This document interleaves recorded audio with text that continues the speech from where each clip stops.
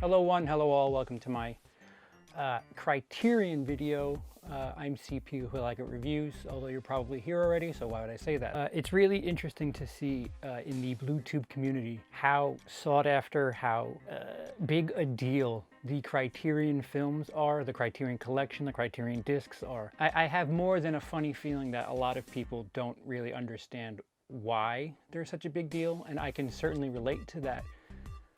But I guess I could try to explain it. The big thing about Criterion films, and whether or not you're into them or not, the easiest thing to say is they're expensive, and that is certainly true. Criterion is a third party that gets certain films, they grab certain films, they restore them, they try to get as much footage, as much behind the scenes, as much as they can on a certain film. They try to really polish it up and put it on a disc for you, or 2 discs or 3 discs. And I guess just wondering, that's where all the money comes from, why a Criterion movie, a Criterion Blu-ray is easily $40, and not even just at Barnes & Noble, mind you. They have to get all this licensing because it's Criterion, you know, Criterion doesn't release new films every year. They're their own little side project. They're not a major studio, so they have to get all the licensing and stuff, so that costs money. A lot of people associate Criterion films with the snobby, really deep cuts of film fan films and film fan films. Say that 5 times fast. And some of it's true and some of it isn't. Just to break it down easier, just think of Shout Factory and Scream Factory, what they're doing. Shout Factory and Scream Factory are restoring films that perhaps it gets more of an audience, but they're, you know, lower grade films. I don't think Criterion's not going to rush to pay somebody to restore films like Black Christmas and Return of the Living Dead. They're just going to be looking for a better grade of film. But the difference between what's happening between Shout Factory and Criterion is really none. The only difference is the type of person that likes each film. So if you really want to break Criterion down and what it is, just think of Shout Factory. It's a company that's getting films, restoring them, putting as much shit and special stuff as they can on it, and then pumping it out to you. And they're charging you a shit ton in the process. So that being said, usually Barnes & Noble has a sale where they cut their Criterions half every year, and any of you who shop at Barnes & Noble know half at Barnes & Noble is still kind of ridiculously expensive, although it's still the cheapest Criterions you'll ever see at any point in the year, so everybody dives on them. I have had a personal situation that has kept me out of the buying movies game for a bit. I decided this time as the time where I talk about every Criterion I have. There's currently a sale right now, so perhaps if you get inspired, you still have some time, as long as you watch this early enough. So here it is, without further ado, my complete Criterion collection. We're going in alphabetical order. First, the 1957 classic, 12 Angry Men. If you can, definitely check this one out. Second, Spike Jonze's Being John Malkovich. Incredibly bizarre movie. Charlie Kaufman is an absolute maniac. He's the writer of this film. I don't know what do you say about this? If you know Charlie Kaufman, you know kind of what to expect. You know what to expect, just absolute chaos in a creative way, and Being John Malkovich is certainly that.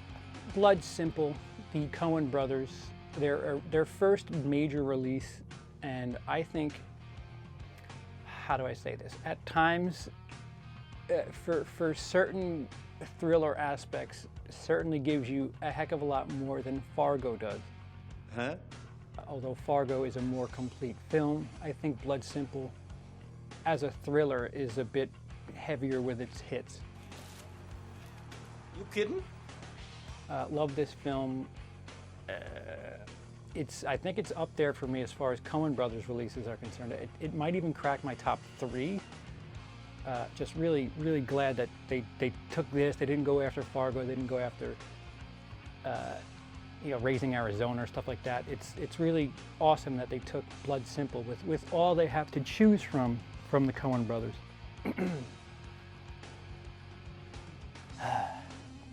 I'm not completely on board with this film.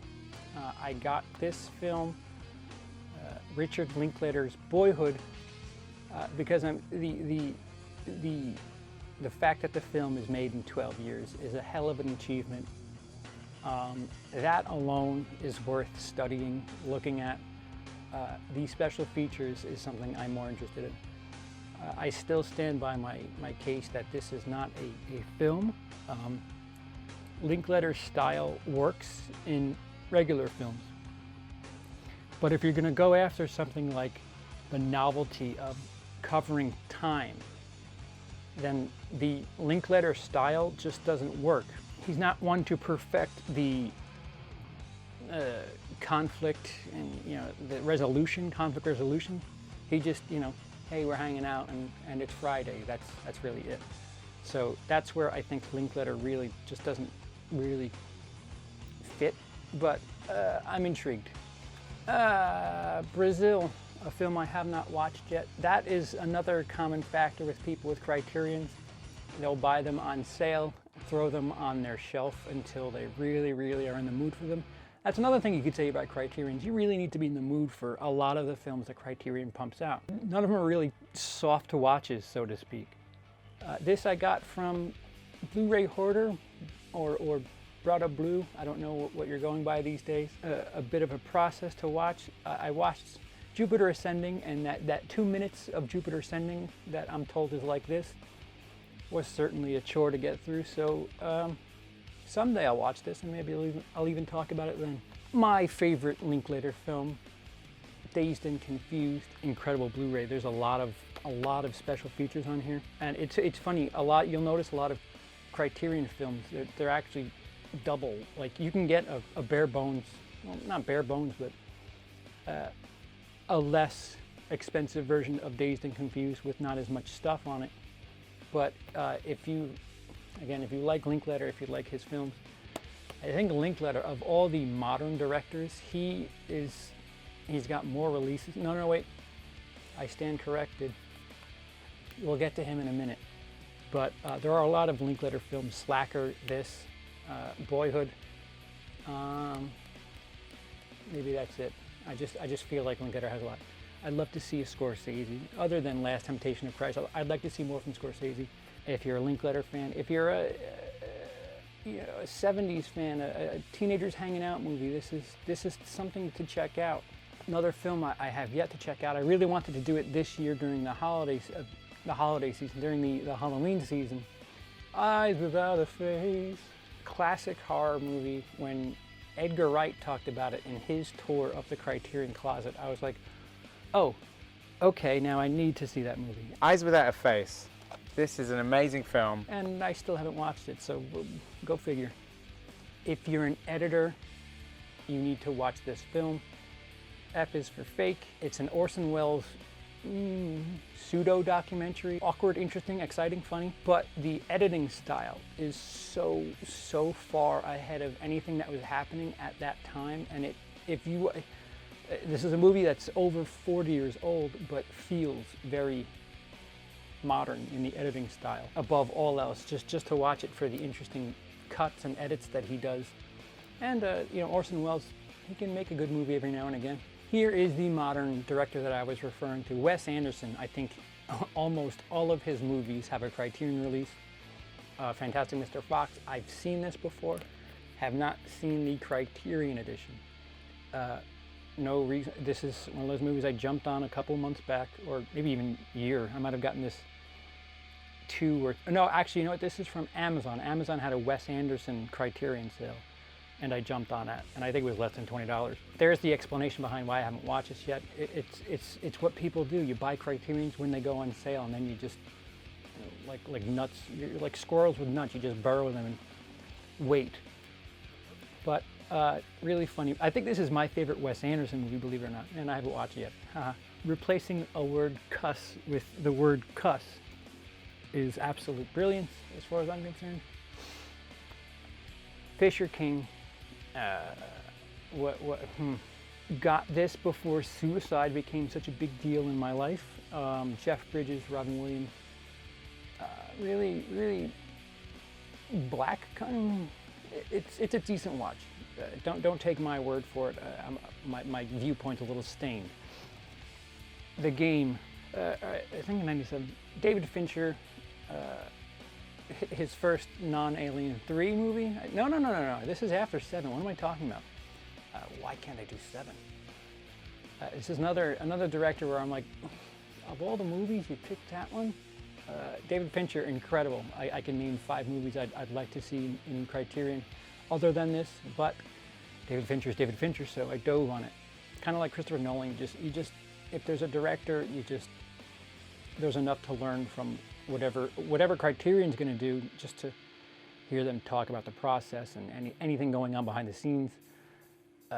Interesting movie, not Fincher's best, but something that's weird. The spine, you can't pick it up on your display, your rack, whatever. It's really dark.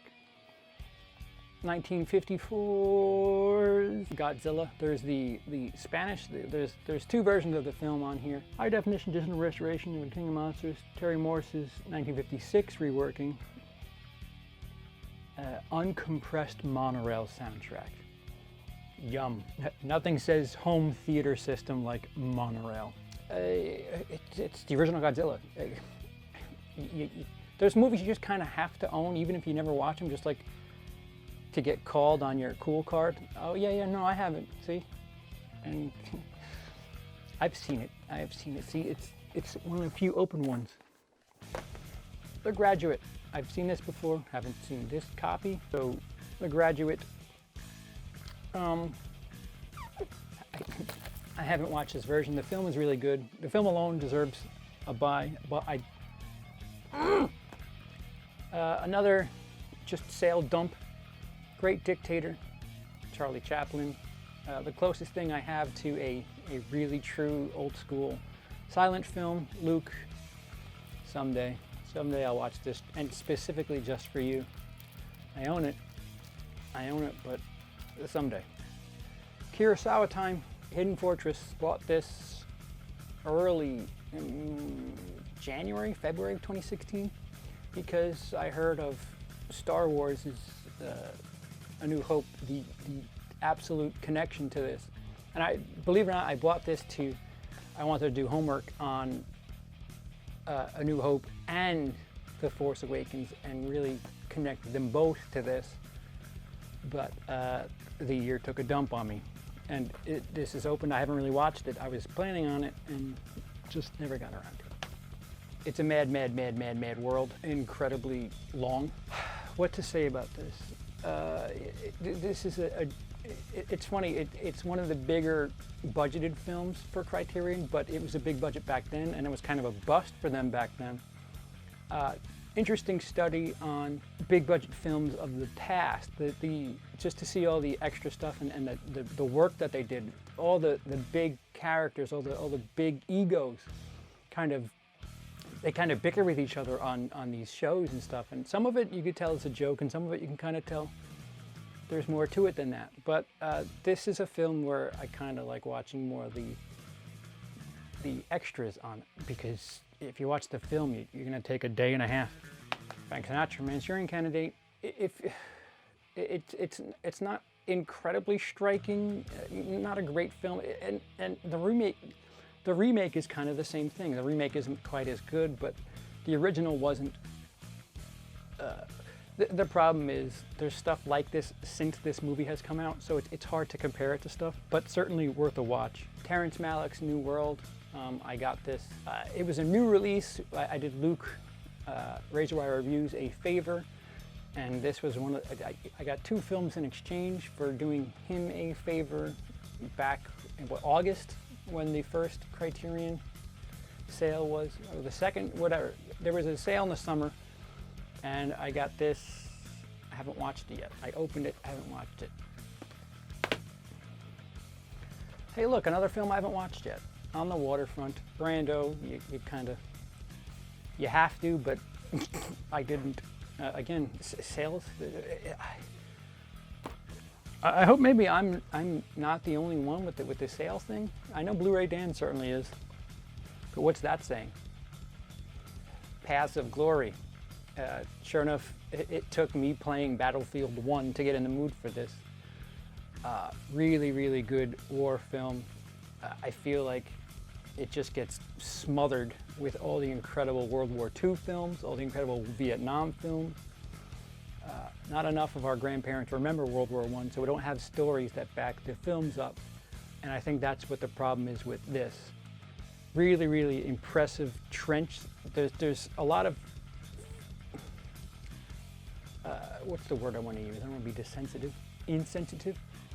The trench scenes are just awe-inspiring. That's good, right? Right. Rashomon.